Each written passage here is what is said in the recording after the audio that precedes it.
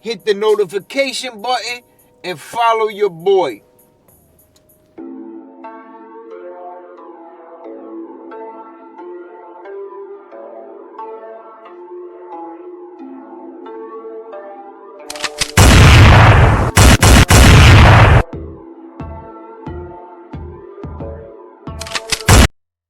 What's up, family? It's your boy Looney Tunes, aka Twin, back with another one. Today we gonna share my first time in the county jail, Union County Jail. I had just turned 18 years old. I've been locked up a few times before this, but never made it to the adult jail. So I get bagged on some humbug, drug charge or some shit like that, something light, and I get, taken to the Elizabeth precinct. Now, for those of you that know what the Elizabeth precinct is like, it's probably still like this, honestly. But back in the day, it was a dirty, nasty shithole. Like, I mean, real talk, it was crazy. Like, you got the same thing to eat day in and day out. Cold ass egg sandwich and a coffee in the morning. Cold ass hamburger and I think a soda for lunch, and then you got like soup and a roll for dinner, I believe it was, and you got that shit every day for as long as you was there. Trust me, by the time you got out of Elizabeth precinct and they was carting you up to get in the van to go to the county, you was happy. You know what I'm saying? You was happy. You been in your clothes for 3 days, no shower, dirty, stinking. You know what I mean? And then imagine the guys that are coming in off the street, the homeless dudes, you in there with them. They hadn't showered in 2-3 months before they even got locked up. You know what I'm saying? So now you in there with them. Man, it was terrible. So, long story short, I sat there for a couple days. I seen a judge. I think I had got sentenced to 60 days in jail or some dumb shit. So, the van comes, they pile us all in or whatever. Though, for the ones that are going to the county, you know what I'm saying? Because at the court, you go to court from the precinct, like, you know what I mean? The court, the municipal court, and the jail are like right next to each other. So if you get locked up on a humbug or something, they bring you to see the judge. Judge either release you or give you 30 days, 60 days, you know what I mean? Something light, like, you're not getting too much time from a municipal judge. But, after that, you get put back in that little hallway. And, some people are coming back with good news and they getting released or they going home or, they got a low bail and they could make it. And then you got other guys that got $200 bails, $100 bails, fine for drinking in public, shit like that. And they can't make bail. So, they taking that ride to the county. But like I said, man, after a couple days in Elizabeth precinct, you want to go to the county. Real talk. Like, if you ain't getting out, you ain't getting out. Nobody coming to bail you out or whatever the case may be. You're looking forward to going to the county. So, all right, check it out. You get in the van, right? Or the car, whatever. However they're going to transport you over to the county, which is only a couple blocks from the precinct. So you get there, you pull up outside the county. Big ass sliding door, you know what I mean? The county, I think, is like 13 floors or 12 floors, I believe. I know the girls is on the top floor. I've been to like 6, 8, 10. I pretty much made it to every pod in that county over the years. So, mind you now, I just turned 18. It's my first time in adult jail. So I'm in the car, handcuffed in the back seat. You see the big gate open. They pull up in there. Then there's another gate that's got to slide open, and they pull up in there, and then you're closed in. There's a gate in front of you, and there's a gate behind you. And then, they pull you out the van, and one by one, you go inside to the county. Now, when you first walk in, it's just a little ass room. You got the officer's window right here, and then there's a empty changing room immediately to your left. So they tell you, to put your hands on the wall, and they, you gotta stand there until they ready, and then they put you in this room and they strip you out. They, you know, they check all your clothes, you know, bench, squat, cough, all that shit. You know what I'm talking about?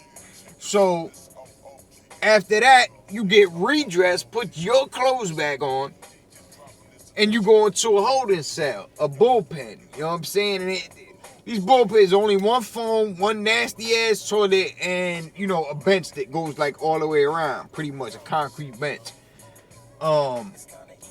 They usually come and give you like a bag lunch, you know them dirty ass bologna sandwiches, a couple cookies, and a piece of fruit or whatever the case may be. Usually you'll get that while you're waiting. Now, while they're processing you in behind the window, doing whatever the fuck they do, you know, you sitting in the cell. You know what I mean? Like I said, there is a phone. You know what I'm saying? So, I do believe you gotta wait till you get your picture though and get tagged in before you can actually use that shit. So from there, they call you out one by one and they'll send you in the back room. Now, this is where you gotta go shower and you get your uniform and all that. Now, back in the day, like if you had whites on, like white tank top, white thermals, you know, white socks, whatever the case may be, you was allowed to keep that shit. Now, I seen jokers like I stayed prepared to go to jail. Like I'm not even kidding. Everything, all my underclothes was white. Like I knew what time it was. You know what I'm saying? I was going to jail so much. I was prepared for that shit. You know, which just goes to show how crazy that lifestyle can become. Because you're out there and you're grinding and you doing this and you doing that. And the whole time, like in the back of your mind, you're prepared for jail. Like you ready, you know, to get locked up for the most part. You know, honestly. I didn't look forward to it. I didn't want it. You know what I'm saying? But you know, doing what we was doing, you know, from time to time, they gonna jump out and they gonna jump on you and whatever. So long story short, you go back into the room, you take your shower, you change out, you know, they give you your tans or whatever. And like I said, if you got whites, you can keep you can keep all your whites. If you don't, they take it and you free balling.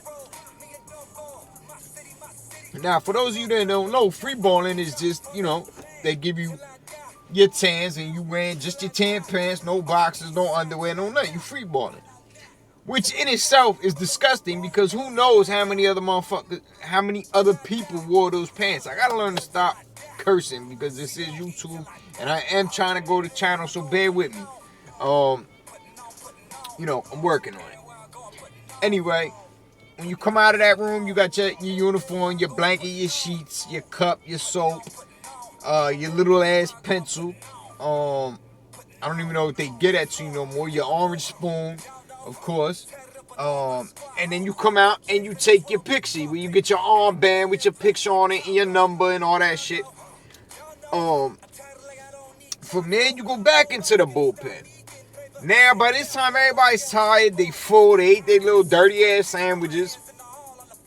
And everybody pretty much just lamping now. Everybody relax, you know what I mean? Because, like I said, man, them 3 days in the precinct or whatever, however long you there, that shit is stressful, man. Like, for real, you don't know if you getting out. You don't know, you know, what the judge is going to do. And then once you sentenced to go to the county, like, you just sitting there just waiting. So like I said, after all that, you go back into another holding cell and you're waiting on your transfer to whatever floor you're going to go to. So like I said, I've been to almost every floor in the county. Now back in the day, back in the early 90s and shit, when I turned 18, you got to understand it was different from now. Like it wasn't Bloods tears and Crips tears and there wasn't no like segregation and shit like that. When I first got locked up, honestly, to tell you the truth, it was Elizabeth versus Plainfield. Like, you know what I mean? Because we all got sent to the same county. And Plainfield in itself is pretty big. You know what I mean? They had their own little section where they get busy too. So, you know, plus a lot of people from Elizabeth and Plainfield, like they got family in both. You know what I'm saying? They go back and forth. You know what I'm saying? So, that's really what it was. Like when you got on a tier, they wanted to know where you were from. They didn't ask you what you were. You know, it wasn't like that. So when I hit the tier, you know, I'm from Elizabeth. I'm from uptown, you know what I'm saying? All through Magnolia and all that shit. Like I used to be over there. Like I lived in the Blue House right across from the Royal Motel on 1 and 9. You know what I'm saying? I could, you know, like I said, all this stuff comes to me slowly but surely, and when it does, I'm gonna break down stories from, you know, over there and shit that went down over there too. But so like I said, after you come out, you get your housing assignment, you hop on the elevator, and you know, you go up to whatever floor you're going up to. Now, when you get off the elevator, there's, you know, say eight A and B. You know what I'm saying? And then on this side is 8B. You know what I'm saying? This side is 8A top and bottom. This side is 8B top and bottom. So you would go to whatever house assignment, you know, they assign you to. Now you walk up is another sliding door before you get on the tier. Tier slides open now. It could be rec time. It could be, you know, lockdown time. Most of the time that I got in there and got transferred, it was usually rec time. You know what I'm saying? For somebody, top or bottom, regardless. You go to your office desk, you hand them your tag, they assign you to whatever, you know, cell they're gonna put you in.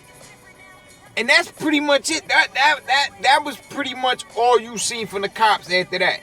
Now you gotta go to your cell, you gotta man up and walk in there and deal with whatever situation that may be. You know what I'm saying? Because, you know, a cell assignment is random. You know what I'm saying? Or it was random back then. So you can get put in a cell with anybody, you know, depending on your beliefs or what you was running with, or, you know, your cell assignment is a sketchy situation because you don't know when you get to that door who's going to be in there. There might be a homo in there, some shit you're not comfortable with living with no homos. Like, you just not going to do it. I ran into that situation a couple times, you know, and I had to go to lockup for refusing to lock in because you know, I'm just not I'm not comfortable with living that close, you know, to someone like that. You know what I mean? They believe so they believe, run with it. But I just don't get down like that. You know what I'm talking about? So, you know, it for somebody first time going in there, it could be a very intimidating situation. You know, like I said, that sliding door opens and you got 50, 60 guys that are out for rec, and you're walking in there the first time. I mean, and people read that, they can see it. You know what I'm saying? So you know, it opens you up to a lot of different things. Like, you know, you could be targeted or whatever the case may be. I was always good because I was from the hood. You know what I'm saying? I was from Elizabeth. You know, I knew a lot of people. You know, my mother knew a lot of people. You feel what I'm saying? And I would get locked up and she was saying word up there and this, that, and the third. But most of the time she sent word up there to make sure I was good, I had already ran into all these people. And they telling her like, yeah, you know what I mean? We got him. He good. So I never really had any issues as far as like walking in and not knowing nobody, or walking in and being tested because don't nobody know me. You know what I'm saying? Everybody already know, you know, like what I'm capable of and what I'm doing in the streets and in the jail. You know what I'm saying? Like at this point. But, you know, when I first got locked up, that was like my saving grace, knowing people, you know, from around my way. And like I said, it wasn't no gang shit, man. Back then it was like Plainfield versus Elizabeth type shit. Newark versus Elizabeth type shit. You know what I'm saying? Shit like that. But you know, that was my first time in the county. You know, nothing really big happened while I was in there. You know, I did my time and I went home, basically. You know, it's not a place you want to end up.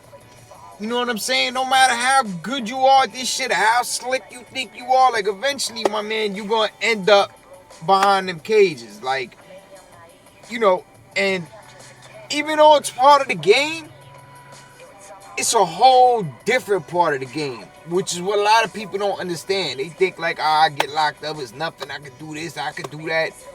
My man, you can't just do what the fuck you want. Like, there's always gonna be somebody bigger and tougher that step to you and put you in check. You know what I'm saying?